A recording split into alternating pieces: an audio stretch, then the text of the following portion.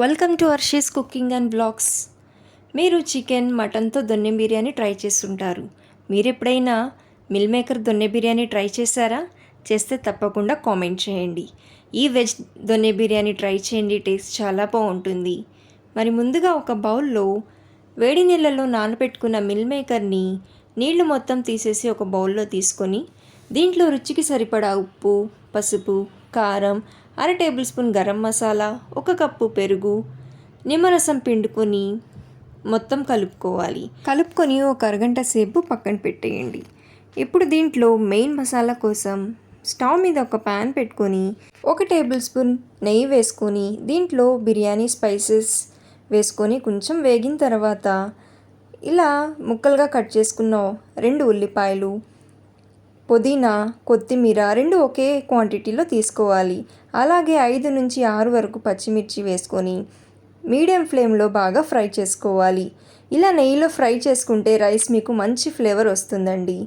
ఇలా ఫ్రై చేసుకున్న తర్వాత చల్లారిన తర్వాత మిక్సీ జార్లో తీసుకొని కొన్ని నీళ్లు పోసుకొని ఇలా పేస్ట్లా చేసుకోవాలి. ఇప్పుడు స్టవ్ మీద ఒక ప్యాన్ పెట్టుకొని నేనైతే మట్టి పాత్రలో చేస్తున్నానండి. మీరు నార్మల్ ప్యాన్లో అయినా చేసుకోవచ్చు.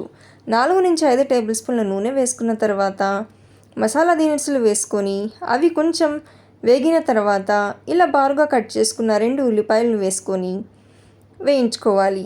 ఉల్లిపాయలు గోల్డెన్ బ్రౌన్ వచ్చేంత వరకు కాకుండా ఇలా కాస్త వేయిస్తే సరిపోతుంది. ఇప్పుడు దీంట్లో 2 టేబుల్ స్పూన్ల వరకు అల్లం వెల్లుల్లి పేస్ట్ వేసుకొని పచ్చి వాసన పోయేంత వరకు ఫ్రై చేసుకోవాలి. అల్లం వెల్లుల్లి పేస్ట్ పచ్చి వాసన పోయిన తర్వాత దీంట్లో 2 టమాటోల తరుగు వేసి టమాటాలు మెత్తపడేంత వరకు ఫ్రై చేసుకోవాలి. నేను ఇక్కడ బంగాళదుంపల్ని కూడా యాడ్ చేస్తున్నానండి. మీరు వద్దు అనుకుంటే స్కిప్ చేసేయచ్చు. బంగాళదుంపలు వేసుకున్న తర్వాత మూత పెట్టేసి లో ఫ్లేమ్లో బంగాళదుంపల్ని మగ్గనివ్వాలి. ఇలా కాస్త మగ్గిన తర్వాత ముందుగా కలిపి పెట్టుకున్న మిల్ మేకర్, అలానే మనం గ్రైండ్ చేసుకున్న మసాలా వేసి మొత్తం ఒకసారి బాగా కలుపుకోవాలి. మసాలా మంచిగా ఫ్రై అయితేనే రైస్ మంచి ఫ్లేవర్ వస్తుందండి.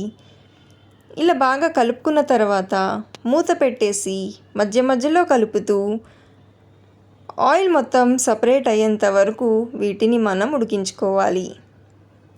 ఇలా నూనె మొత్తం పైకి తేలిన తర్వాత ఎసరు పోసుకోవాలి.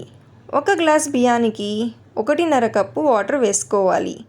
ఇలా ఎసరు వేసుకొని తగినంత ఉప్పు వేసి మూత పెట్టేసుకోవాలి. ఇప్పుడు ఎసరు మరిగిన తర్వాత నానబెట్టుకున్న బియ్యాన్ని వేసుకోవాలి. నేను ఇక్కడ నార్మల్ ఇంట్లో డైలీ యూజ్ చేసే బియ్యాన్ని వేస్తున్నానండి. మీరు చిట్టుముత్యాలు రైస్తో చేస్తే టేస్ట్ ఇంకా బాగుంటుంది. ఇలా బియ్యం వేసిన తర్వాత హై ఫ్లేమ్లో నీళ్లు మొత్తం ఇంకిపోయే వరకు పెట్టి తర్వాత ఒక 15 నిమిషాలు లో ఫ్లేమ్లో దమ్ పెట్టేస్తే మిల్ మేకర్ దొన్నె బిర్యానీ అయితే రెడీ. ఇలా దమ్ అయిపోయిన తర్వాత రైసు పొడి పొడిగా కాకుండా ఇలా ముద్ద ముద్దగా ఉంటేనే బాగుంటుంది. మరి మీరు కూడా ట్రై చేస్తారా? ట్రై చేసి చూడండి. మిల్ మేకర్తో చాలా బాగుంటుంది. ట్రై చేసి ఎలా కుదిరిందో కామెంట్ చేయండి. Thank you for watching.